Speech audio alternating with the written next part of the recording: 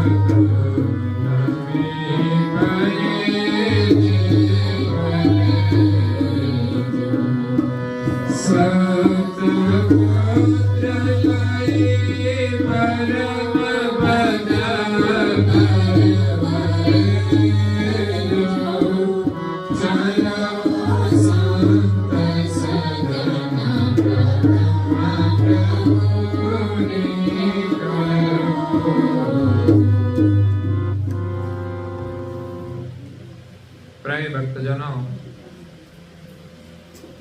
જ્ઞાન સંપ્રદાયના દેસ્થાપક, અનંત બ્રહ્માંડાધીશ, વિશ્વ નિયંતા, સકર્તા સત્કૈવલના પરમ વિશેષાંશ, અનંત અંશોના તારણહાર, પરમ મોક્ષના દાતા, કૈવલ ધર્મ ધુરંધર, મહાન સમર્થ, પરમ શ્રેષ્ઠ, પરમ વિભૂતિવાન, પરમ દયાળુ, પરમ કૃપા નિધિ, સર્વજ્ઞ દિવ્ય પરમ ગુરુ શ્રીમદ કરુણાસાગર મહારાજ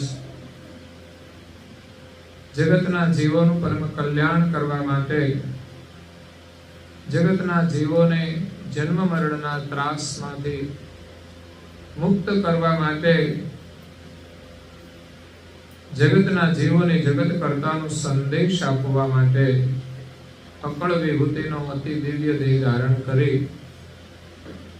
અંતરિક્ષની અંદર રહેલા 14 લોક અને પૃથ્વી પર રહેલા 7 દ્વીપોમાં પ્રગટ થયા પરમ ગુરુ શ્રીમદ કરુણાસાગર મહારાજના કૃપા પાત્ર દ્વિતીય આચાર્ય પૂજ્યપાદ શ્રી નારણદાસજી મહારાજ શ્રી દિવ્ય પરમ ગુરુની ઉપાસનાના પ્રકરણમાં પરિક્રમાનો મહિમા સમજાવતા કહે છે કે ચાલો સંત સજ્જન પ્રકમમાં પ્રભુની કરું છું. આપણું અહોભાગ્ય છે કે આપણને પરમ ગુરુના દર્શન કરવાનો લાભ મળે છે, પરંતુ દર્શનની સાથે સાથે પરિક્રમાનું પણ મહત્વ છે. દર્શન આપણી મંગલા આરતીથી થાય છે, શણગાર આરતીથી થાય છે, પરંતુ જ્યાં સુધી પરિક્રમા ન કરીએ ત્યાં સુધી આપણું દર્શન અધૂરું ગણાય. એટલે સ્વાભાવિક જે લોકો મંદિરમાં જતા હોય તો દર્શન કરીને પરિક્રમા કરતા હોય છે. ઓછામાં ઓછી મતલબ ઉતાવળ હોય તો આપણે એકાદ પરિક્રમા કરીએ છીએ, નહીં તો પૂજ્ય શ્રી નારણદાસજી મહારાજે કહ્યું તેમ આપણે 5 પરિક્રમા કરવી જોઈએ. અને પરિક્રમાનો મહિમા છે, જે ઈષ્ટદેવ હોય, જે આરાધ્ય દેવ હોય, એમની પરિક્રમા કરીએ છીએ ત્યારે એમની ઉર્જા આપણને મળતી હોય છે. કોઈ પણ વ્યક્તિ હોય ને એના નિકટમાં તમે રહો ને તો એની પણ અસર આપણને થાય છે, એના વિચારોની પણ અસર થાય છે. એમ જે દિવ્ય પુરુષ હોય, દિવ્ય સ્થાન હોય, એની પરિક્રમા કરીએ ત્યારે એની એક આભા હોય છે, એનો એક પ્રકાશ હોય છે, એનો આપણને સ્પર્શ થાય છે, એની ચેતના આપણને સ્પર્શે છે. એમ જ કઈ આપણી અંદર પ્રકાશ થતો નથી, કે સદ વિચાર આવતા નથી. ઘણા લોકોની ખબર પણ ના હોય કે દર્શનનો શું મહિમા છે, પરિક્રમાનો શું મહિમા છે, એટલે રોડ ઉપરથી જ દર્શન કરતા હોય છે. આપણે પૂછીએ તો કે દર્શન કરો છો, આવો છો મંદિરમાં, તો કે દર્શન કરીએ છીએ, એમ રોજે દર્શન કરીએ છીએ, પણ રોડ ઉપરથી. એમાં બહુ ફરક ના પડે. ઠીક છે, આપણી શ્રદ્ધા હોય એટલે કોઈ પણ દેવસ્થાનને જોઈને આપણે બહારથી માથું નમાવીએ છીએ, એ સારી વસ્તુ છે. પરંતુ અંદર જઈને વિધિવત આપણે દર્શન કરવા જોઈએ, ત્યારે આપણને દર્શનનો લાભ મળે છે. એટલે પરિક્રમાનું મહત્વ છે.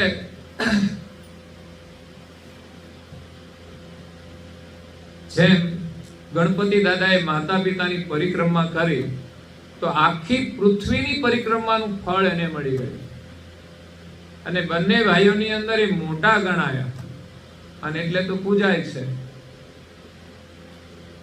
એટલે પરિક્રમા અવશ્ય કરવી જોઈએ. અહીંયા નારદાજી મહારાજ શ્રી તો કહે છે કે એક એક ડગલે કરોડો યજ્ઞનું ફળ મળે છે. એક યજ્ઞનું ફળ કેટલું મળે? એવા કરોડો યજ્ઞનું ફળ પરમ ગુરુની પરિક્રમા માટે આપણે જેટલા ડગલા ભરીએ એટલું મળે છે.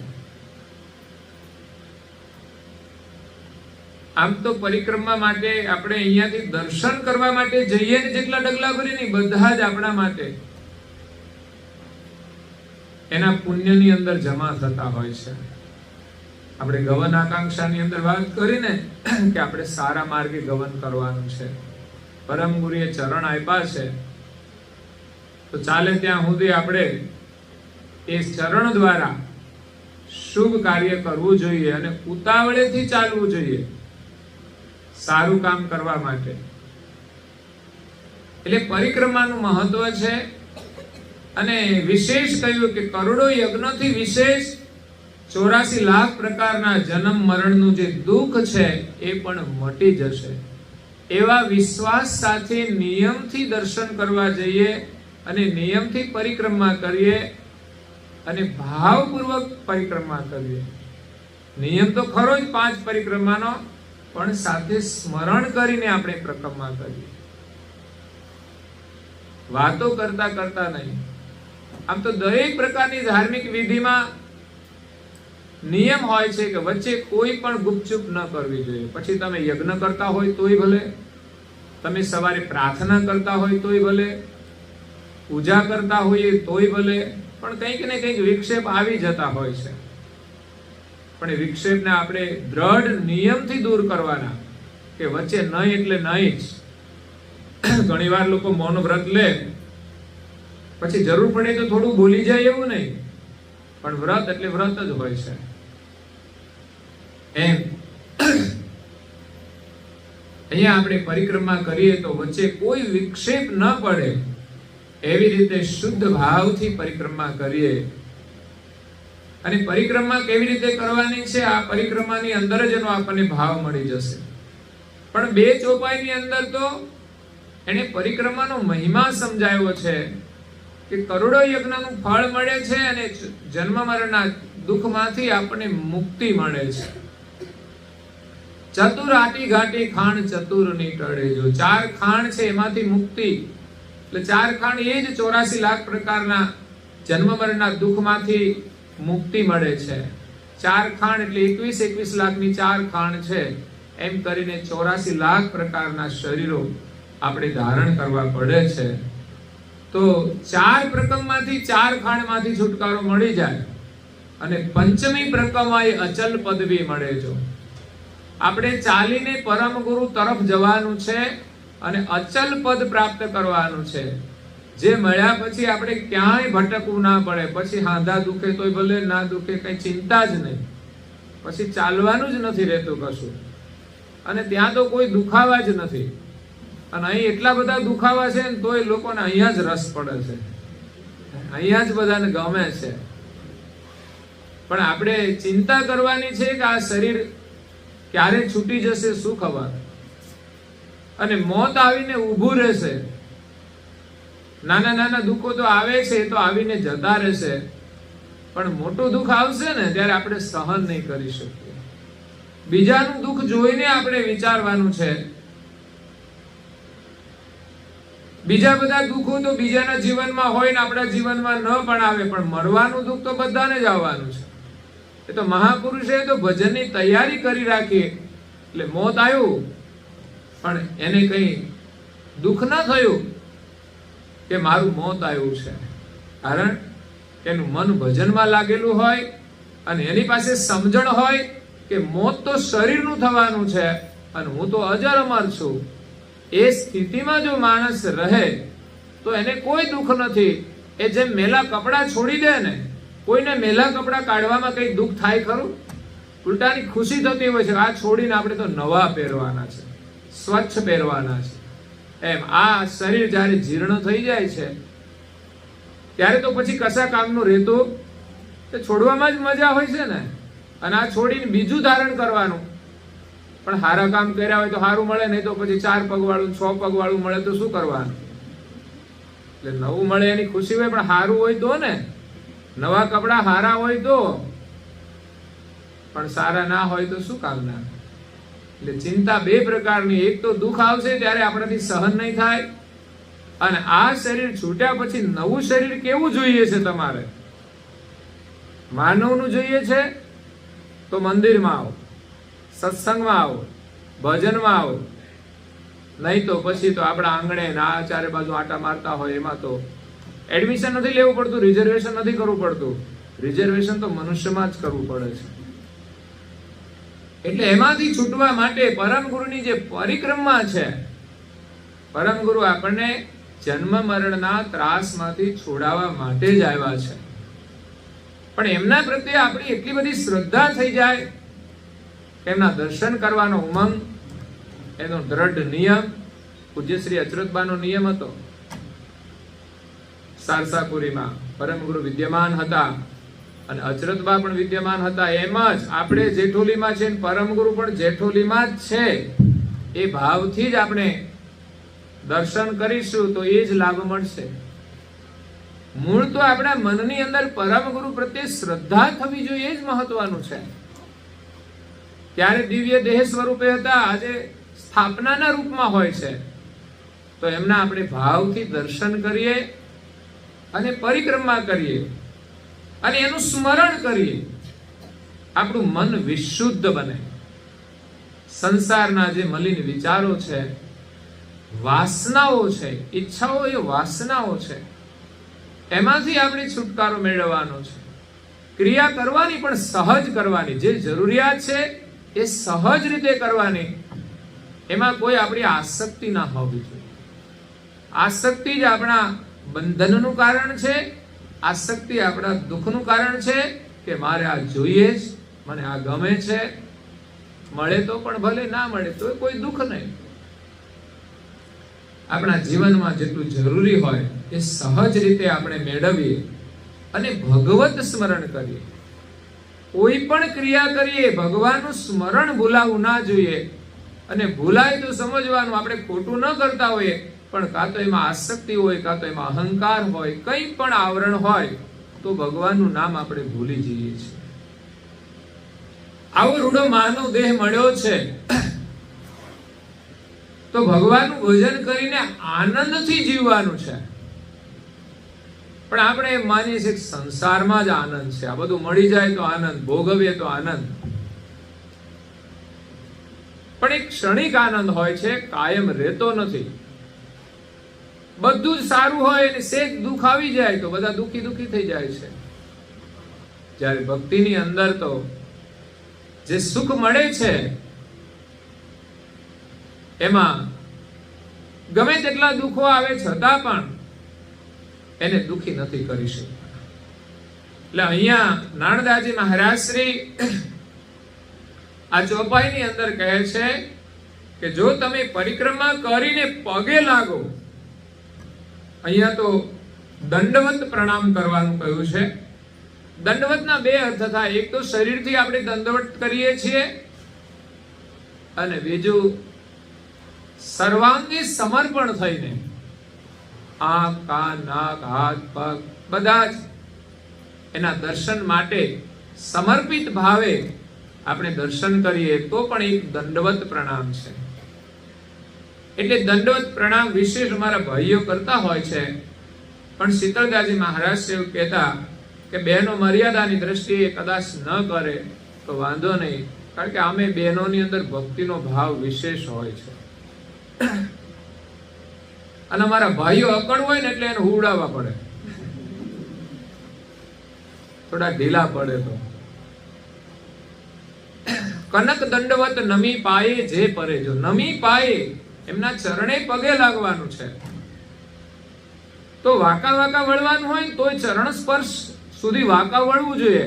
એ તો એ ઢીચણ સુધી આમ સહેજ આમ ટચ કરીને ઊભા થઈ જતા હોય તો એ કમર પણ આપણી ના વળે.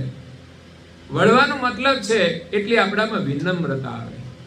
આપણે પગે લાગીએ છીએ તો માથું નમાવીએ છીએ, તો માથું નમાવાનો આશય કે જેટલા વિનમ્રતાથી આપણું માથું ઝૂકી જાય એટલી જ વિનમ્રતા આપણામાં આવે છે. એટલે માથું નમાવામાં સેજે આમ ભાર ના લાગવો જોઈએ. નહીં તો ઘણા લોકો પરાણે માંડ થોડું માથું નમાવે અને ઘણાનું માથું એકદમ સહજતાથી અને સરળતાથી ઝૂકી જતું હોય છે. એ ખાલી માથું ઝૂકે એટલું જ નહીં, એનું મન પણ ઝૂકી જતું હોય છે. એટલે એમાં અહંકાર રહેતો નથી, એનામાં વિનમ્રતા હોય છે. એટલે ધાર્મિક જે કોઈ ક્રિયા છે એ વૈજ્ઞાનિક ક્રિયા છે, એનું આપણને પરિણામ મળે છે, એનો આપણને લાભ થાય છે.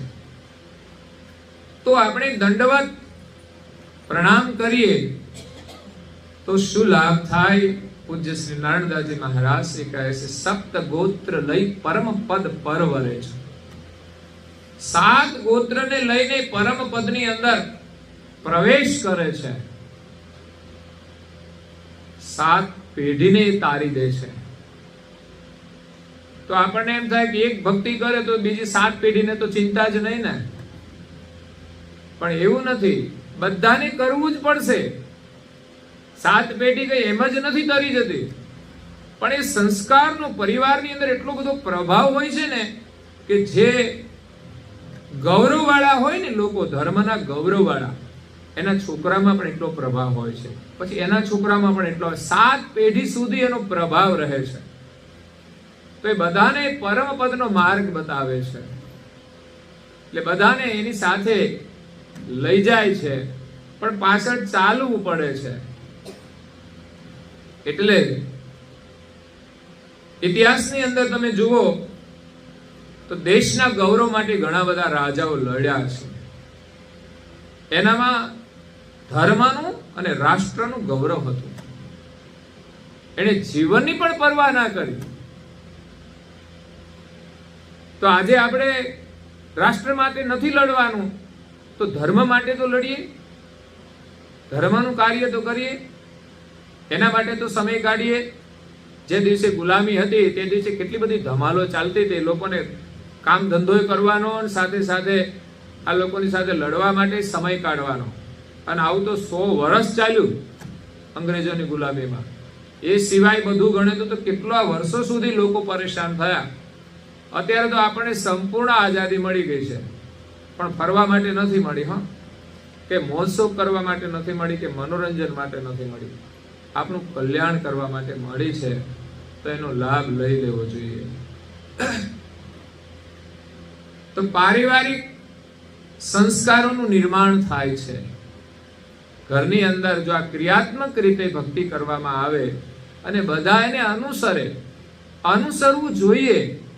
જેમ સામાજિક રિવાજો કેમ માની લીધા છે કે આમ કરવું જ પડે, ખબર પડતી હોય કે ના પડતી હોય, શું લાભ છે કઈ ખબર નહીં, બસ આમ આ પરંપરા છે, વ્યવહાર છે, આમ કરવાનું છે. એવી જ રીતે ધર્મને પણ આપણે પરંપરા બનાવવી જોઈએ અને એમાં બધાને જોડાવવું જોઈએ.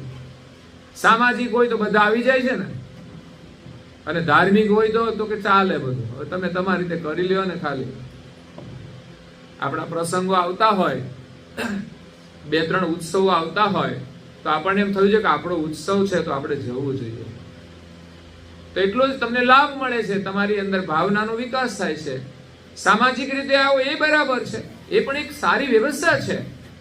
એકબીજાની લાગણી, એકબીજાનો પ્રેમ, એકબીજાને મળવાનું એ પ્રસંગોપાત થાય છે. નહીં તો કોઈ કોઈના પ્રસંગમાં ના આવે તો પછી ક્યારે મળે બધા. અને પ્રસંગો સમૂહમાં થતા હોય છે, એકબીજાના સહયોગથી થતા હોય છે, ઉમંગથી થતા હોય છે, અને સાક્ષી પણ થતા હોય છે. બધાની સાક્ષી જરૂરી છે, નહીં તો ક્યારે ફરી જાય કઈ કહેવાય નહીં. તો બધા હાજર હોય એટલે વિચારવું પડે, સંબંધો સાચવવાના હોય. એટલે પરિવાર સાથે આપણે કરીએ તો ખરેખર એક આદર્શ પરિવારનું નિર્માણ થશે. તો તમારા પરિવારમાં કોઈ સમસ્યા રહેશે નહીં. પણ એક પૂર્વમાં ચાલે, એક પશ્ચિમમાં ચાલે, એક ઉત્તરમાં ચાલે, એક દક્ષિણમાં ચાલે, એક વળી ઉપર જાય, એક નીચે જાય, એમાં સમસ્યા હોય છે. દરેકના વિચારો વિભિન્ન હોય છે. આપણે એક ધર્મના વિચાર સાથે જીવવાનું હોય છે, પણ ધર્મને ભૂલીને આપણે જીવીએ છીએ, એ સમસ્યાનું કારણ છે. અહીંયા નારણદાસજી મહારાજ શ્રી આગળ કહે છે,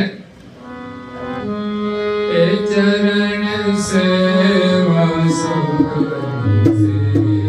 સાધન સૌ ગ્રાહી ચિંતામણી હાથ ધરે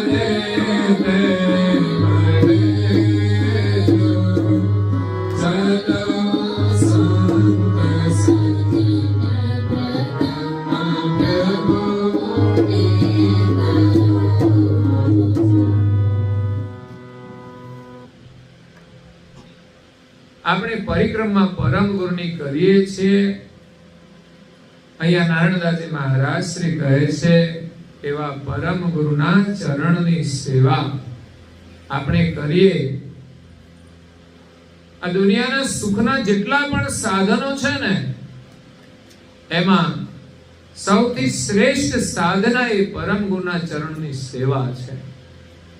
સેવા માત્રથી તમામ પ્રકારના સુખો આપણને મળે છે, તમામ પ્રકારના કાર્યો પણ આપણા સફળ થાય છે. દુનિયામાં સુખના જેટલા પણ સાધનો છે, એમાં શ્રેષ્ઠ એ પરમ ગુરુના ચરણની સેવા છે. અને પરમ ગુરુના ચરણની સેવાથી શ્રેષ્ઠ સુખ મળે છે. દુનિયામાં તો ઘણા બધા સુખ છે, પણ એમાં શ્રેષ્ઠ સુખની પ્રાપ્તિ પરમ ગુરુની ચરણની સેવાથી થાય છે.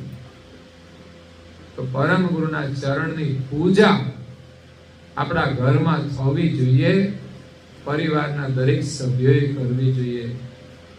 આપણે બાલ શિબિરની અંદર બાળકોને પૂજા કરાવીએ છીએ, એને સંસ્કાર આપીએ છીએ, તો એ સંસ્કાર ઘરે આવ્યા પછી પણ રહેવા જોઈએ. એમને પૂજા કરવી જોઈએ. પણ એ ક્યારે કરે બાળકો? કે જ્યારે ઘરમાં વડીલો પણ કરતા હોય ને, તો બાળકોને પ્રેરણા મળે છે. પછી એકલા એકલા બાળકો કરતા હોય ને, થોડા દિવસ કરે, પછી એમને કોઈ કરતું નથી, તો પછી આપણે ના કરીએ તો ચાલે. એટલે મુખ્ય તો વડીલોએ પહેલા કરવી જોઈએ. ઘરના દરેક સભ્યોએ પરમ ગુરુની પૂજા કરવી જોઈએ. અને એના ચરણની સેવાથી સર્વોપરી સુખ આપણને મળશે.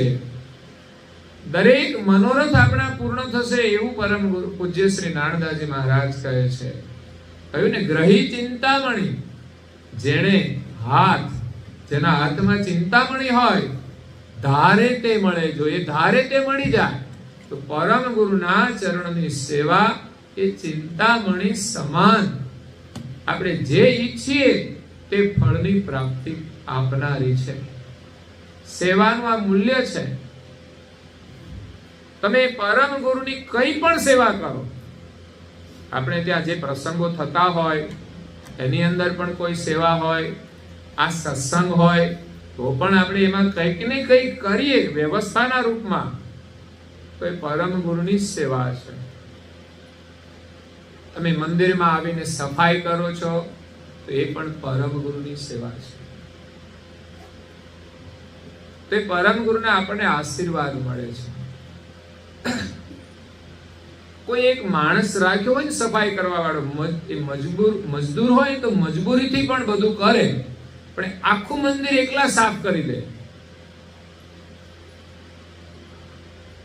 તો આપણે તો શ્રદ્ધાથી કરવાનું હોય, બધા 4-5 લોકો સાથે હોય તો સરળતાથી થઈ જાય. આપણા ભાગમાં થોડું થોડું આવે તો એનાથી આપણને શરીરને પણ લાભ થાય છે, આપણું સ્વાસ્થ્ય પણ સારું રહે, અને સેવાનો ભાવ છે ને એ જ પરિવારને સુખી કરે છે. પરિવારની અંદર દરેક સભ્યોમાં જેટલી સેવા ભાવના હશે એટલો જ એ સુખી થશે, અને આળસ હશે એટલો એ દુઃખી થશે. અગર તો સેવા લેવાની વૃત્તિ પણ હોય, ઘરમાં જેનું જે કામ હોય એ બધા કરે પ્રેમથી, પણ સેવા લેવાની વૃત્તિ, અપેક્ષા વૃત્તિ ના હોવી જોઈએ. બાકી ઘરમાં બાળકો હોય તો માતા પિતાની આજ્ઞા પાડે, એની સેવા કરે, એને તમે સોંપો કામ, તો એ આપણી ફરજ હોય છે કે બાળકોને આપણે સંસ્કાર આપવા જોઈએ કે બધું કામ કરે. એવું નહીં કે આપણે કરીએ ને બાળકો બેસી રહે. તો ઘણી વાર માતા પિતા કરતા હોય છતાં બાળકોને ખ્યાલ નથી હોતો કે આ મારે કરવું જોઈએ. ઘરમાં તમે અભ્યાસ કરો તો એ સંસ્કાર આપણે આપવાના હોય છે. પરમ ગુરુની સેવા કરે ને એની અંદર બધું જ સેવા કરવાની ભાવના આવી જતી હોય છે.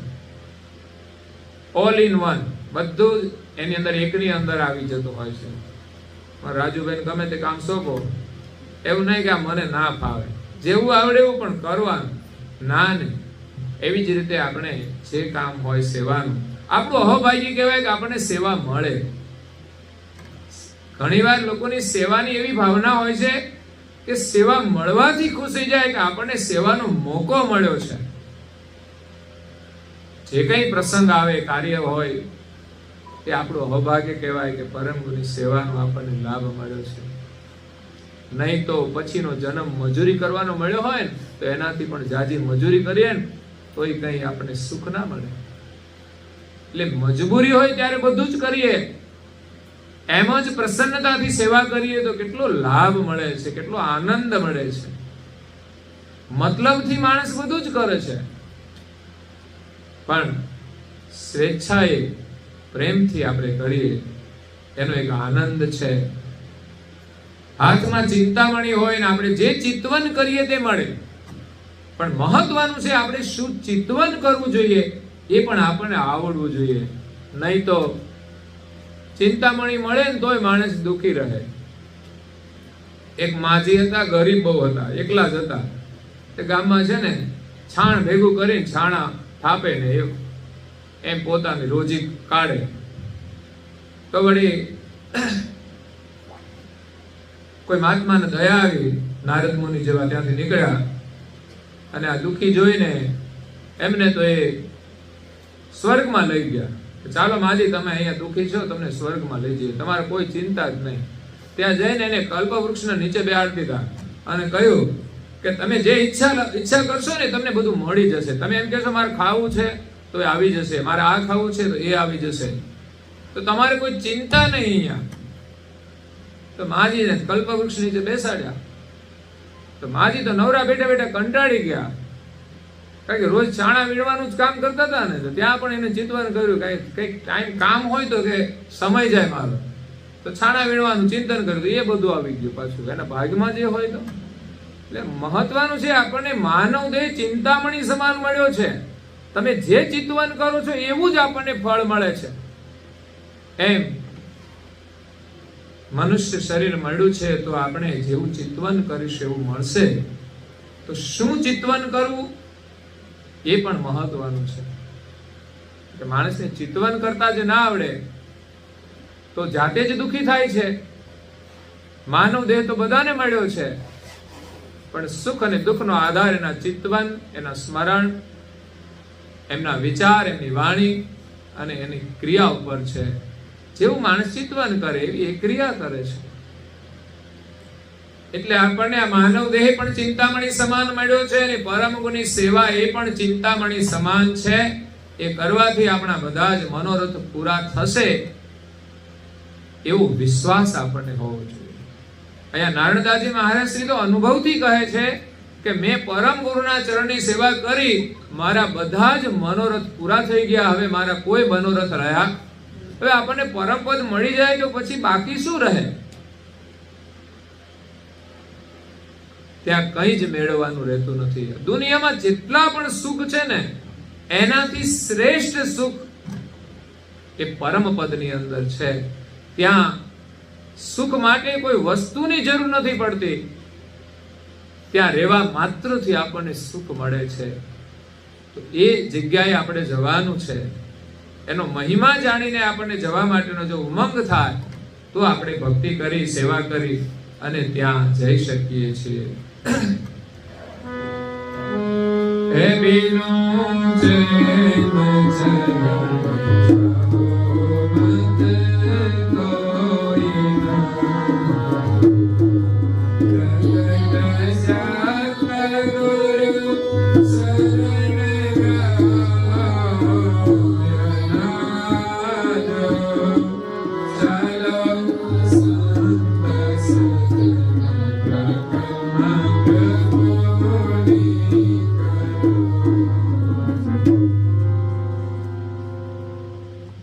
ચોપાઈની અંદર પરિક્રમાનો જ મહિમા છે.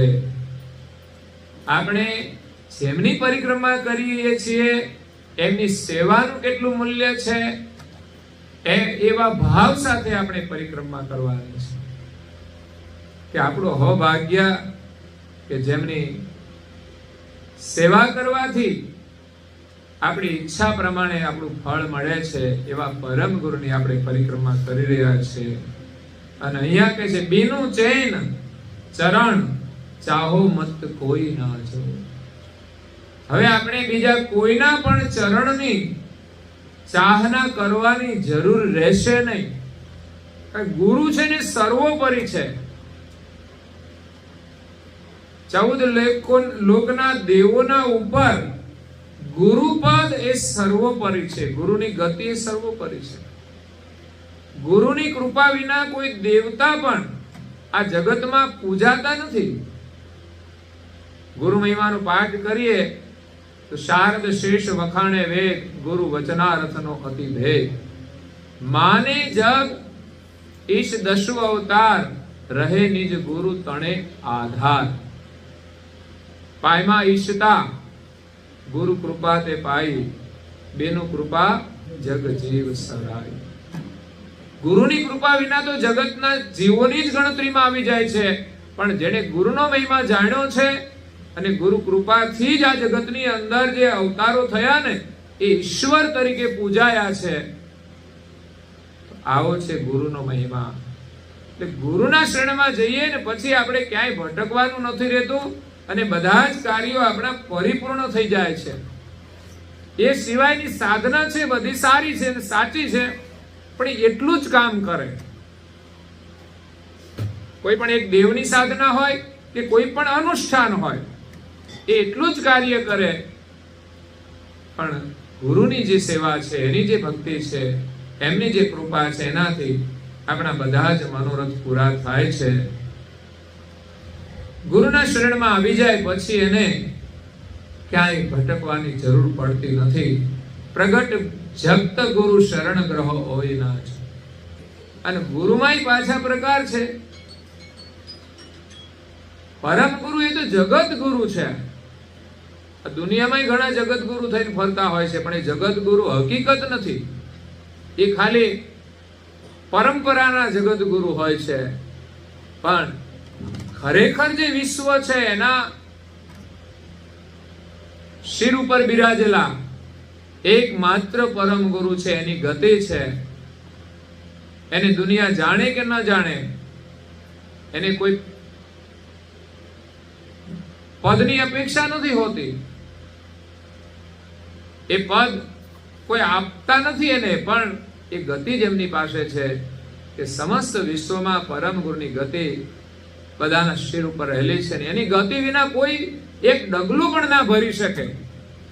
જે કોઈ કામ કરે છે પરમ ગુરુની ગતિથી જ કરતું હોય તો પછી પરમ ગુરુની ગતિ મળી જાય તો આપણે કંઈ જ કરવાનું રહેતું નથી. મતલબ ક્યાંય ભટકવાની જરૂર નથી. એવા સર્વોપરી જગત ગુરુ પરમ ગુરુ એનું શરણ મળ્યું છે. એનો મહિમા નારણદાસજી મહારાજ કે છે એવા પરમ ગુરુનું શરણ તમે ગ્રહણ કરો. પરમ ગુરુ કેવા છે? એ સુખના સાગર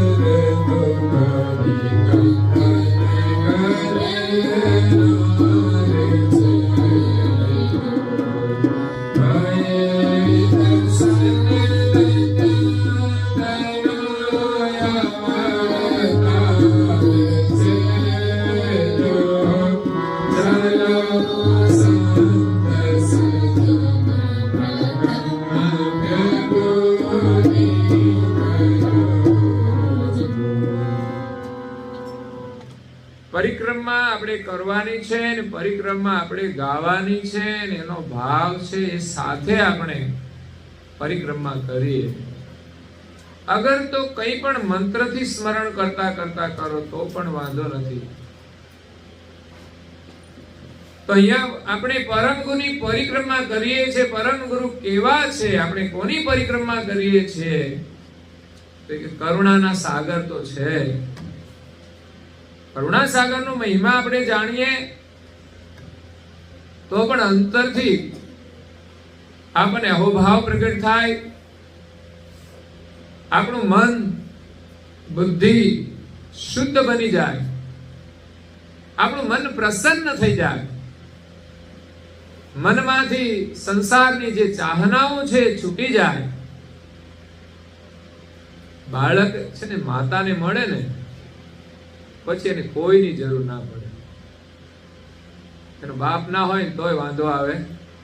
માં મળી જાય ને પિતાની ચિંતા નહીં. એટલો બધો બાળકને આનંદ હોય છે, ખુશી હોય છે, એને બધું જ મળી ગયું. અને માતાના કે સાનિધ્યમાં હોય ને એની કોઈ ચિંતા પણ નથી હોતી. ખાવાની, પીવાની, કપડાની, નાવાની, ધોવાની કોણ ચિંતા કરે? તો કે બધી માતા ચિંતા કરે. એ બાળક ભાવે ને બાળકની જેમ જો આપણે માતાના ગોદમાં એટલે પરમ ગુરુના શરણમાં આવી જઈએ તો જે સ્થિતિ બાળકની છે એવી સ્થિતિ આપણી થઈ જાય. આ એક પ્રમાણ છે આપણી પાસે. પણ બાળકના જેવું થવું પડે. આપણે તો શ્રદ્ધા હોય તો કરીએ, પાછી શ્રદ્ધા ડગી જાય તો છોડી દઈએ. એવા ભાવથી નહીં. બાળકનો સ્વભાવ બહુ સરળ હોય છે. એનો સ્વભાવ કોમળ હોય છે. એનામાં કોઈ રાગ દ્વેષ નથી હોતો. એકદમ નાનું બાળક હોય ને એની અંદર કોઈ રાગ દ્વેષ નથી હોતો. એવા ભાવથી આપણે પરમ ગુરુના દર્શન કરવાના છે. સુખના સાગર. આપણે સુખ જોઈએ છે પણ થોડું થોડું નહીં. આ તો સુખના સાગર છે. તમારે જોઈએ એટલું સુખ લઈ લો, ખૂટવાનું નથી. અને આપણે એકલા નહીં, આપણો એક પરિવાર નહીં, એક ગામ નહીં, આખી દુનિયા એમાંથી સુખ લે ને તો પણ એ ખૂટે એમ જ નથી. કારણ કે સુખના સાગર છે. સમસ્ત બ્રહ્માંડની અંદર જે વ્યાપક છે ગતિ, આખું બ્રહ્મ છે, આ ઓલાન એ સુખથી ભરેલું છે. એના વચ્ચે આપણે છીએ. સુખની અંદર હોવા છતાંય સુખને નથી જાણતા તો સુખી નથી થતા. અને સુખી થવાની ક્રિયા નથી કરતા તો સુખી નથી થતા.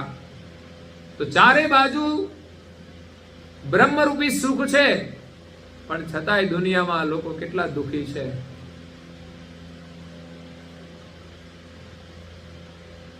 જેને જોવો એ બધા જ દુખી છે. બધા જ લોકો ફરિયાદ કરે છે, લડે છે, ઝઘડે છે. જે નશ્વર ચીજો છે જેનું એટલું કોઈ મૂલ્ય નથી એટલું એને મહત્વ આપી બેઠા છે. અને એના કારણે માણસો સંબંધોને પણ ભૂલી જાય છે. સંબંધો મહત્વના હોય છે પણ આજે વસ્તુઓનું મહત્વ થઈ ગયું, વાતોનું મહત્વ થઈ ગયું. એટલે પરમ ગુરુના સાનિધ્યમાંથી એવું સુખ મળે છે કે જે બીજાને પણ સુખ આપે છે. એ સુખ લેવાની વૃત્તિ નથી રાખતો. કારણ કે સંસારના લોકો શું સુખ આપી દેવાના? એની પાસે હોય તો આપે ને. એ માગીને જીવતો હોય. બીજા પાસેથી માગીને જે લોકો જીવન ચલાવતા એની પાસે કોઈ માગવા જાય તો શું આપે? પરમ ગુરુ તો સુખના સાગર છે, એમની પાસેથી આપણે સુખ મેળવવાનું છે. એટલે આપણને સુખ પરમ ગુરુના શરણમાંથી મળે તો પરિવારને બધાને એમાં જોડો તમે, કે એમાંથી એને સુખ મળશે. બાકી હું કે તમે કોઈને સુખી કરી શકવાના નથી. કરશે તો પરમ ગુરુ જ કરશે. એના શરણમાં કોઈ આવશે ને તો જ સુખ મળશે. બાકી બધા ખાલી હાથે જવાના છે અને દુખી થઈને જવાના છે. લઈ જશે તો માત્ર જીવનમાં જેટલા કંઈ સારા કર્મ કર્યા હશે. કર્મ તો બધા સાથે આવે છે, સારા નરસા બધા, પણ સુખી થવું હશે તો સારા કર્મ હશે ને એટલા જ આપણે સુખી થઈશું. અને કર્મનો સિદ્ધાંત એ આપણા માટે બહુ મહત્વનો છે. માણસની અંદર કર્મ કરવાનો વિવેક આવી જાય ને તોય માણસ સુખી થઈ જાય. વિદેશોમાં લોકો કેમ જાય છે અને ત્યાં કેમ સુખી લાગે છે? તો કે એનામાં કામ કરવાનો વિવેક છે કે ભાઈ આપણે કામ કરવું જોઈએ. અહીંયા આપણે જેમ બજારે નવરા બેહી રહે ને ત્યાં કોઈ બેસતું જ નથી. બોલો, કોઈ પરંપરા જ નથી બેસવાની. આપણે રાખી છે એટલે મુશ્કેલી વાળું કામ છે. ત્યાં લોકો ટાઈમ ટુ ટાઈમ કામ કરે છે, નવરા નથી બેસી રહેતા. કામ વગર કોઈની ઘરે જવાનું નહીં. હવે તો ફોન થઈ ગયા એટલે મોટા ભાગનો વ્યવહાર તો ફોનથી થઈ જાય, પણ છતાંય કામ સિવાય ફોન પણ વધારે આપણે કરવો જોઈએ. પણ આપણે તો હું બનાવ્યું છે શાક ને હું ખાવાનું છે, ત્યારે હું એનું કામ છે. બિનજરૂરી વાતોમાં આપણે બધા ખોવાઈ જતા હોય છે. પણ પરમ ગુરુની કોઈ સારી વાત, આપણે કોઈ સારો સુવિચાર જીવનમાં એની આપલે કરવી જોઈએ. આપણને ખુશી થાય કે ક્યાંયથી પણ સારો વિચાર મળે તો એ આપણને લાભ આપશે.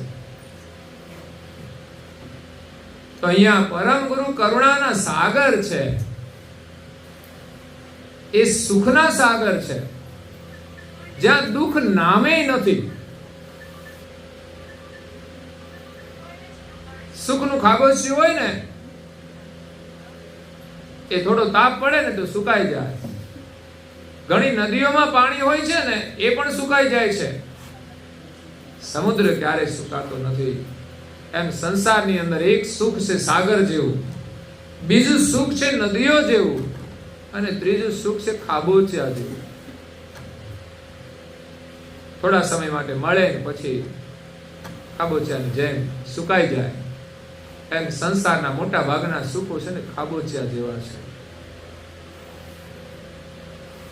જીવનમાં કઈ સારા કર્મ કર્યા હોય ને તો વળી નદીના પ્રવાહની જેમ આપણને સુખ મળે વ્યવસ્થા, અને ભગવાનનું ભજન કર્યું હોય ને તો સાગર જેવું સુખ મળે છે. એના જીવનમાં દુઃખ આવે ને તો એ દુઃખી થતા નથી. એના માટે દુઃખ જ નથી, કારણ કે એને સંસારની વ્યવસ્થાને સુખ નથી માન્યું. એને ન હોય તો એનું શું દુઃખ હોય છે? શબરીબાઈ પાસે કશું નહોતું, છતાંય દુઃખી નહોતા. રામની ભક્તિમાં એ ખુશ હતા. અને આપણે તો એટલી પરિસ્થિતિ હોય ને એવી, તો આપણે ચારે બાજુ રડ્યા જ કરીએ.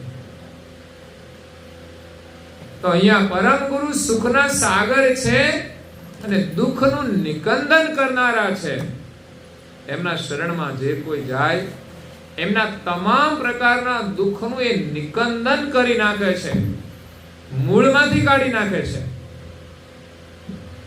બાકી આપણી જાતે ગમે તેટલા પ્રયાસ કરીશું વ્યવસ્થાથી આપણું દુઃખ મળશે ને. ઘણી વ્યવસ્થા તો આપણે દુઃખી પણ કરે છે. એટલે જરૂર હોય એટલી વ્યવસ્થા આપણા માટે જરૂરી છે. બાકી વધારે મળે ને તોય આપણે એને ગ્રહણ ના કરવી જોઈએ. ઘણા લોકો એવા ત્યાગી હોય છે, સંયમી હોય છે, એના ભાગ્યથી એને વધારે સુખ મળ્યું હોય, સંપત્તિ મળી હોય, પણ વાપરે નહીં વધારે. વાપરે એટલી જ કે જેટલી જરૂર હોય એટલી જ. પછી એને શું કરવાની? તેને સારા કાર્યમાં વાપરવી જોઈએ, જરૂરિયાતમંદ માટે વાપરવી જોઈએ. જેમ આપણે બધા સેવા પ્રવૃત્તિઓ કરીએ, ભગવાને આપણને આપ્યું હોય એમાંથી આપણે વાપરેલું હશે તે વાવ્યું કહેવાય, અને વાવેલું આપણે ઉગે છે. વાવ્યા વગર તો આપણને કંઈ મળવાનું નથી. આજે મળ્યું છે એ પૂર્વનું વાવેલું છે અને વર્તમાનનો પુરુષાર્થ પણ છે. નહીં તો કોઈ ભાગશાળી માણસ હોય ને બેસી રહે ને તો પૂર્વનું વાવેલું હોય ને એ બગડી જાય. માણસ ખેતરમાં વાવે ને પછી મહેનત ન કરે તો કઈ એને ફળ મળતું નથી. એટલે વાવવું પણ પડે છે અને મહેનત પણ કરવી પડે છે, ત્યારે જ આપણને લાભ મળે છે.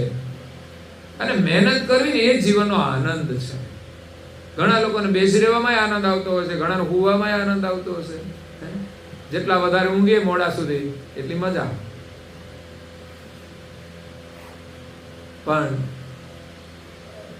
હું નથી માનતો મજા એ માણસ વધારે દુઃખી છે એટલે મોડા સુધી ઊંઘે છે. મોડા સુધી ઊંઘે છે માણસ વધારે દુઃખી છે. સૌથી વહેલો ઉઠી જાય છે ને એ માણસ સુખી છે. ઉઠવામાં એને દુઃખ નથી થતું અને ઉઠ્યા પછી પણ એક સારું કામ કરે ને તો એને સુખ મળે છે. અને મોડો ઉઠવા વાળો હવાર થઈ ગઈ, ઓ બાપરે ઉઠવાનું તો પછી હું તો જ રે ભાઈ ઉઠવાનું તને તકલીફ પડતી હોય તો ઉઠવાનું જ નહીં. એટલે જીવનમાં જાગવું જોઈએ. ઉઠવાનું આમ તો શબ્દ છે ને એક મહાત્મા મને કે ઉઠવાનો શબ્દ બરાબર નથી, ઉઠવું એ શબ્દ સારો નથી. જાગો, કારણ કે જાગવાનો મતલબ જીવનમાં આપણે જાગવાનું છે. આવું ઉત્તમ માનવ જીવન મળ્યું છે, એમાં આપણે જાગવાનું છે. દુનિયામાં કોઈ લોકો જાગેલા હોય ને, એ સારા કામો કરતા હોય ને, એને જોઈને આપણે જાગી જઈએ, કોઈના કહેવાથી પણ જાગી જઈએ અને આપણે સારું કામ કરવાનું છે. વિશેષ ભગવાનની ખોજ, ભગવાનની પ્રાપ્તિ, ભગવાનનો નિર્ણય એ પણ મહત્વપૂર્ણ છે. જ્યારે કરુણાસાગર મહારાજનું શરણ છે ને તમામ પ્રકારનું જ્ઞાન પણ આપે છે, બધા જ પ્રકારના સંશયોનું નિવારણ કરે છે અને એમની ભક્તિ કરવાથી આપણે તમામ પ્રકારનું સુખ પણ મળે છે. સુખની ચાહના છૂટી જવી ને એ બહુ મોટું સુખ છે. બાકી ચાહના હોય છે ને જ્યાં સુધી માણસ દુઃખી છે. એ તો જ્ઞાન મળતું જાય ને એમ આપણી ચાહના ઓછી થઈ જાય. અને સંસારને તમે વાસ્તવિક દ્રષ્ટિએ નિહાળો ને કે ભાઈ આનું પરિણામ શું છે, તો એને લઈને જ માણસો લડતા હોય, ઝઘડતા હોય, તો એની ચાહના ઓછી થઈ જાય. પણ વિવેક આવે તો કે ભાઈ આપણા દુઃખનું કારણ શું છે, કે આ માયા છે, તો એની ચાહના ઓછી થઈ જાય. અને મળે તો એને સંયમપૂર્વક ઉપયોગ કરે અને વધારે અન્યના માટે ઉપયોગ કરે. તો એ પ્રમાણે પરમ ગુરુ સુખના સાગર છે અને બધા જ પ્રકારના દુઃખોનું નિકંદન કરનારા છે. ભય દર્શન ધન્ય તેનો અવતાર છે. તો પરિક્રમાની અંદર એનો મહિમા પણ છે અને એના દર્શનનો પણ લાભ છે, દર્શન પણ જોડાયેલું છે. એટલે તો આપણે દર્શન કરવા જઈએ છીએ અને પરિક્રમા કરીને દર્શન પૂર્ણ કરીએ છીએ. મંદિરનું પગથિયું ચડીએ ત્યાંથી એનો નિયમ લાગુ પડી જાય. ઘણા લોકો તો મસાલા ખાઈને અંદર જતા હશે, પણ ખરેખર સ્વચ્છ થઈને જવું જોઈએ. આપણે તો મોટા મોટા મંદિરોમાં તો તમે જુઓ ને બધી સિક્યુરિટી હોય એટલે બધી જ વસ્તુ લઈ લે તમારી, નહીં તો ત્યાં જઈને ફોટા જ પાડ્યા કરે. દર્શન કરવામાં મન નથી લાગતું, પણ ચારે બાજુ ફોટા પાડી જતા રહે.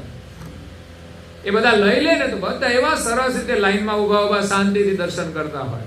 અને જોયું કે કોઈ વસ્તુ આપણી પાસે ના હોય એટલે શાંતિથી દર્શન કરે. એટલે બને ત્યાં સુધી કોઈ વાતો કે બીજી કોઈ પ્રવૃત્તિ, હા મંદિરની કઈ સેવા હોય, એનું કાર્ય હોય, એની વાત હોય તો કોઈ બાધ નથી. એ કોઈ સ્વાર્થ નથી, એ પણ એક સ્મરણનો ભાગ હોય છે. તો મંદિરની અંદર પ્રવેશ કરીએ અને આપણે એની જે મર્યાદા છે એમાં રહીને આપણે સ્મરણ કરીએ કે દર્શન કરીએ, એનો બહુ જ લાભ થાય. ત્યાં રહીએ ત્યાં સુધી આપણે સ્મરણ જ કરીએ, કંઈક સારું વાંચન કરીએ કે સારી વાત કરીએ, ધ્યાનથી બેસીએ, ધ્યાનથી અવલોકન કરીએ. આપણે કોઈના ઘરે બેસીએ ને તો પણ દર્શન કરવા માટે જે કંઈક દ્રશ્ય હોય, દર્શન કરીને આશીર્વાદ લેવાના હોય છે. પણ આપણી તો ટેવ પડી ગઈ હોય ને કોના ઘરમાં શું વસ્તુ છે, કેવી છે, એવું પણ બધું જોતા હોય છે લોકો.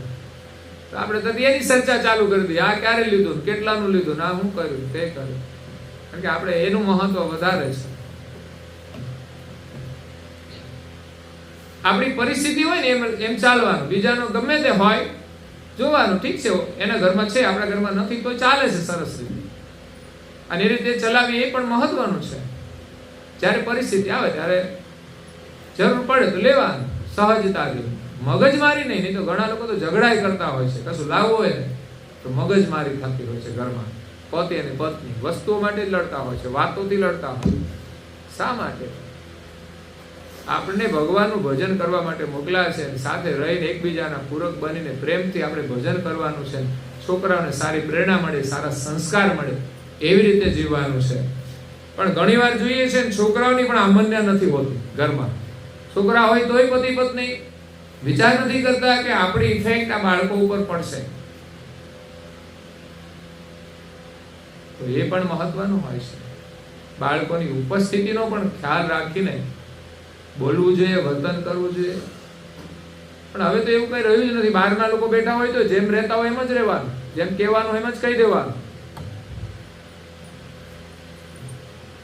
અને છેલ્લે ઘરમાં કોઈ ના હોય ને બે હોય તો પણ ઉપરવાળાની પણ મર્યાદા રાખવી જોઈએ કે એ જોવે છે એટલે આપણે થોડું વિચારીને કામ કરવું જોઈએ. આપણી ભૂલ આપણને દેખાવી જોઈએ. તો પરમ ગુરુના દર્શન થવાથી આપણો અવતાર ધન્ય બની જાય. એટલે હચરતબાનો અડગ નિયમ હતો.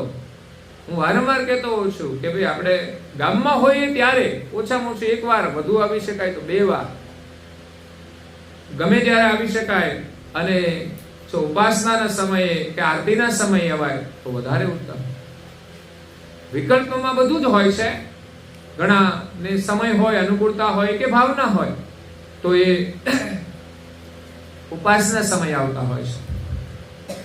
જેને કામની જવાબદારી છે એવા લોકો પણ આવે છે. એવું નહીં કે જે નવરા છે એ જ એ સમય આવે છે. પણ એક શ્રદ્ધા ઉપર આધાર છે અને સમયની અનુકૂળતા પણ હોવી જરૂરી છે. તો દિવસમાં 1 વાર આવીએ, અનુકૂળતા હોય તો 2 વાર આવીએ, અને જે અનુકૂળ સમય હોય એ પ્રમાણે આપણે આવીને પરમ ગુરુના દર્શન કરીએ તો નિયમપૂર્વક દર્શન કરવાથી એક લાભ થાય છે. બીજું, ધ્યાનથી દર્શન કરવાથી લાભ થાય છે. અને અહીંયા જે પરમ ગુરુનો મહિમા બતાવ્યો છે એ પ્રમાણે જ્ઞાનથી દર્શન કરવાથી લાભ થાય છે. અને શ્રદ્ધા અને પ્રેમથી તમે જેટલા દર્શન કરો. બાકી ઘણી વાર જાત્રામાં જઈએ તો બધે બહુ મંદિરો ફરીએ, પણ બધી જગ્યાએ સરખો ભાવ નથી હોતો. અને તમે રોજ તમારા ઈષ્ટદેવ હોય ને એમની તમે સેવા પૂજા કરતા હોય ને એમાં તમે દર્શન કરો, એક વિશેષ આપણો પ્રેમ હોય છે ને આપણી શ્રદ્ધા હોય છે, તો એનો જ મહિમા છે. તો દર્શનનું મહત્વ છે. દર્શનથી આપણી આંખો, આપણી દ્રષ્ટિ નિર્મળ થાય છે. કારણ કે આંખોની અંદર જે દ્રશ્યથી આપણા આંખોમાં જે વિકાર આવે છે, જે મલિન થાય છે, એ જ દ્રષ્ટિને શુદ્ધ કરવા માટે દર્શન એ જ મોટું સાધન છે. પરમ ગુરુનું દર્શન એ દિવ્ય દર્શન છે. પરમ ગુરુનું સ્વરૂપ એ દિવ્ય છે. જેટલું ધ્યાનથી દર્શન કરી શકાય એટલું ધ્યાનથી કરવું જોઈએ. અને ધ્યાનથી દર્શન કરવાની દ્રષ્ટિ નારણદાસજી મહારાજશ્રીએ આપણને એની રચનાઓમાં આપી જ છે. એક એક અંગનું સૂક્ષ્મ દર્શન કર્યું છે. નાસિકાનું, ભાલ તિલકનું, હાથનું, ચરણનું, આંખો, નેત્રોનું, એક એક અંગનું મહત્વ છે. તો એ રીતે આપણે પરમ ગુરુના દર્શન કરીને આપણા જીવનને ધન્ય બનાવવાનું છે. મેં ચોપાઈ લખી છે મંદિરના દરવાજામાં, દર્શન તે સબ દુઃખ ગયા, નિરખ્યા શ્રીમદ કુબેર, નારણદાસ ધન્ય શરણ કો, પાયા નિજ ઘર મગ છે. બીજો એક શ્લોક છે, કૈવલમ દિવ્ય દર્ગ સાક્ષી, આદિ કર્તારમ કૃપા નિધે પ્રણાત કલેશ નાશાય. પ્રણામ કરવાથી બધા કલેશો આપણા નાશ થઈ જાય એવી એક પ્રાર્થના છે. અનંતાય નમો નમઃ.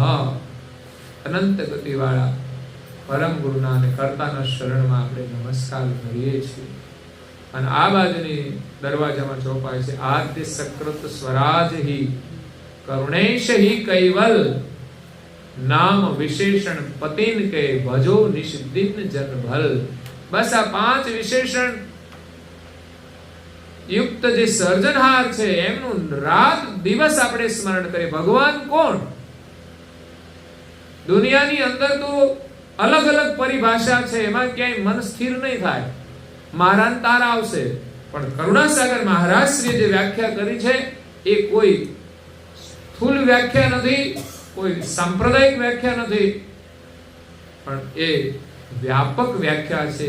આદ્ય સકૃત સ્વરાજ હિ કરુણેશ હિ કૈવલ. જગતની આદ્ય જે હતા અને અંતે જે રહેશે, સકૃત જેના સંકલ્પથી આ જગતનું સર્જન થયું છે, જે 84 લાખ પ્રકારના શરીર અને એની અંદર નિવાસ કરતા અંશો, એનું જેને સર્જન કર્યું છે એ સકૃત છે. બીજાને સકૃત ન કહી શકાય.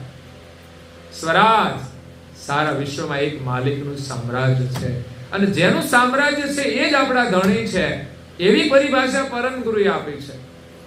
અને કરુણેશ છે, કરુણાઓના ઈશ છે. આ જગતની રચના કરી છે એમ જ છોડી નથી દીધું. બધા દેવોને એક એક કરુણા આપીને આ જગતના જીવો ઉપર એમણે કરુણા કરી છે ને એ તો કરુણાના ઈશ છે. પરમ ગુરુ કરુણાના સાગર છે, દેવો કરુણામય છે અને આપણે બધા કરુણાના આશ્રિત છીએ. તો દેવો પાસેથી કઈ કરુણા મળે, પરમ ગુરુ પાસેથી એથી વિશેષ કરુણા મળે કે આપણને પરમ મોક્ષની પ્રાપ્તિ થઈ જાય. કરુણા મોક્ષ કૈવલ્યપતિ પાવે. પરમ ગુરુની કરુણા આપણને મોક્ષ આપી શકે. એ સિવાય દુનિયામાં કોઈની પણ કરુણા આપણને કૈવલની પ્રાપ્તિ નહીં કરાવે, માલિકની પ્રાપ્તિ નહીં કરાવે. એટલે એ 3 ચોપાઈઓ છે, તમે બેસો તો સ્મરણ કરીને પ્રણામ કરો. દર્શન કરવાથી આપણા બધા દુઃખો ટળી જશે અને આપણને નિજ ઘરને પ્રાપ્ત કરવાનો માર્ગ મળી જશે. દર્શનનો લાભ છે કે દર્શન કરવાથી આપણામાં એક સદભાવ જાગે. એકદમ એક જ વાર દર્શન કરવાથી બધા દુઃખો ના ટળી જાય, પણ એક વાર દર્શન કરીએ એટલે આપણામાં એક સદ વિચાર આવે છે. જો માણસ એક સારું કામ કરે ને એની પાછળ બીજા અન્ય સારા વિચારો જોડાયેલા હોય છે, એનો લાભ છે. કોઈ પણ સારું કામ કરે એમ દર્શનનો મહિમા છે કે આપણને સારી દ્રષ્ટિ મળે. આ જગતને જોવાની જો દ્રષ્ટિ મળી જાય તો સંસારમાં કોઈ દુઃખ નથી, અને જો દ્રષ્ટિ નથી ને માણસ સંસારમાં જ્યાં જાય ને ત્યાં દુઃખી થવાનો છે. એક વ્યક્તિ હતી, એક ગામ છોડીને બીજા ગામ જતી હતી. ત્યાં એક મહાત્મા બહાર ભાગોળે બેઠેલા હતા. એટલે મહાત્માના દર્શન કર્યા. માણસ ગામ છોડીને નીકળી ગયો તો દુઃખી થઈને પછી ઘર છોડીને નીકળ્યો છે. એટલે દુઃખી હોય ત્યારે માણસને સંત મહાત્માના પ્રત્યે પણ થોડો પ્રેમ જાગે, ચાલો એમની પાસે જઈએ.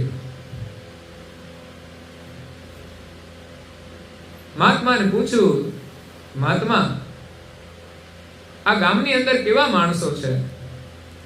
મારે આ ગામમાં રહેવું છે. મહાત્માની જોડે 2-4 શિષ્યો પણ હતા. તો મહાત્માએ સામે પૂછ્યું કે તું જે ગામમાંથી આવે છે એ ગામમાં કેવા લોકો રહેતા હતા? તો એ ગામમાં બધા લોકો નાલાયક હતા કે છે. એટલે છોડવું હોય ને તો કે છે આ ગામમાં પણ બધા એવા જ છે, કારણ કે તને એમાં બધા નાલાયક દેખાય છે, તું અહીંયા આવીને રહીશ ને તો તને અહીંયા નાલાયક જ દેખાશે બધા, કારણ કે એની દ્રષ્ટિ જ એવી છે. તો એવું નથી કે બધું આવું જ છે, પણ આપણી દ્રષ્ટિમાં હોય એટલે એમ કે આ ગામમાં તો બધા આવા જ છે. તમે આ દુનિયામાં આખી ફરો ને તો બધે બધું સારું જ છે, માત્ર ફરક આપણી દ્રષ્ટિનો જ છે. પછી એક બીજો માણસ આવ્યો.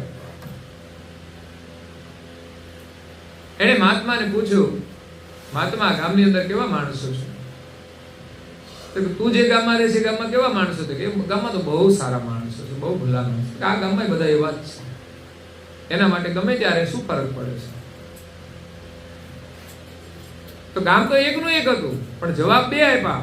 પેલા માણસે કહ્યું કે આ ગામમાં બધા નાલાયક છે, અને બીજાને કીધું કે આ ગામમાં બધા સારા લોકો છે. શિષ્યો વિચાર કરે કે ગુરુ મહારાજ, તમે જૂઠું બોલવાનું ક્યાંથી શરૂ કર્યું છે? હકીકતમાં તો જૂઠું નથી બોલતા. એમણે સામે વ્યક્તિને ધ્યાનમાં રાખીને જવાબ આપ્યો છે, એમની દ્રષ્ટિ અનુસાર. તો કે છે તમે પેલા માણસને કહ્યું કે આ ગામની અંદર બધા નાલાયક રહે છે, અને બીજો આવ્યો એને કીધું તમે આ ગામમાં તો બધા બહુ સજ્જન લોકો રહે છે. તો કે એની દ્રષ્ટિ એવી છે, મેં એને પૂછ્યું ને કે જ્યાં રહે છે ત્યાં બધા એને એવા દેખાય છે ને એને અહીંયા પણ એવા દેખાશે. એટલે એની દ્રષ્ટિ પ્રમાણે એમણે કહ્યું કે ભાઈ અહીંયા બધું આવું જ છે.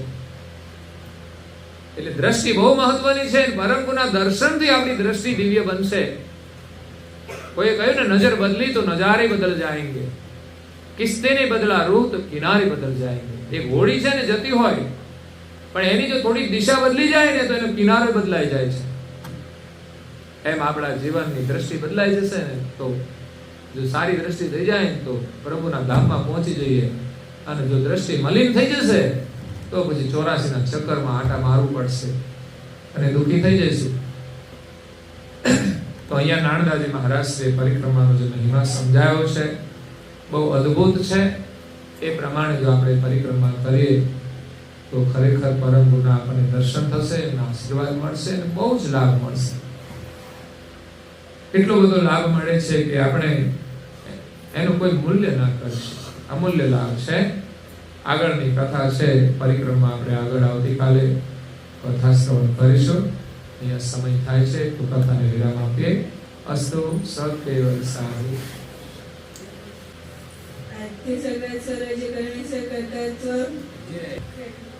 ધીમે ધીમે શાંતિથી વાંચવાનું, ભૂલો પડે તો વાંધો નહીં. કૃષ્ણ સ્વામી મહારાજ કી જય. પરમ ગુરુ શ્રીમદ ગણાસાગર મહારાજ કી જય. પરમ ગુરુ શ્રી નારાયણદાસજી મહારાજ કી જય. શ્રી સત કુબેરાચાર્ય મહારાજ કી જય. શ્રી સત સંતન કી જય. શ્રી સંદેવન કી જય. શ્રી જ્ઞાન સંપ્રદાય કી જય. શ્રી ગુરુગાદી સાક્ષાપુરી કી જય. શ્રી કૈવલ ધામ કી જય. કથા સત્સંગ પૂર્ણાવતી કા સત્કેવલ સાઈ. 3 વાર પગે લાગી સત્કેવલ સાહેબ કહી સ્મરણ કરવાનું છે. નામ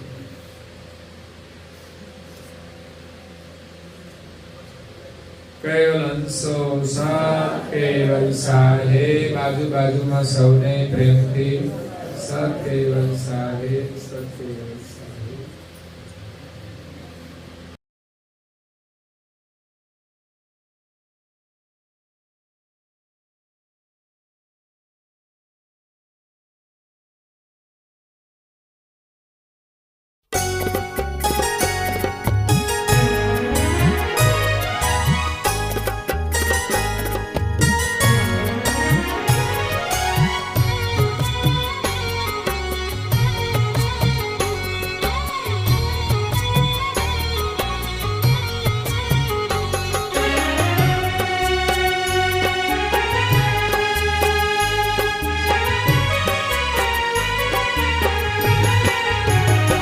અખંડ કરતા ગુરુની ઉપાસના એ લક્ષણ છે નિજ દાસના. અખંડ કરતા ગુરુની ઉપાસના એ લક્ષણ છે નિજ દાસના. એ ભોગી ગુરુ ચરણ સુવાસના એ લક્ષણ છે નિજ દાસના. એ ભોગી ગુરુ ચરણ સુવાસના એ લક્ષણ છે નિજ દાસના. અખંડ કરતા ગુરુની ઉપાસના એ લક્ષણ છે નિજ દાસના. અખંડ કરતા ગુરુની ઉપાસના એ લક્ષણ છે નિજ દાસના.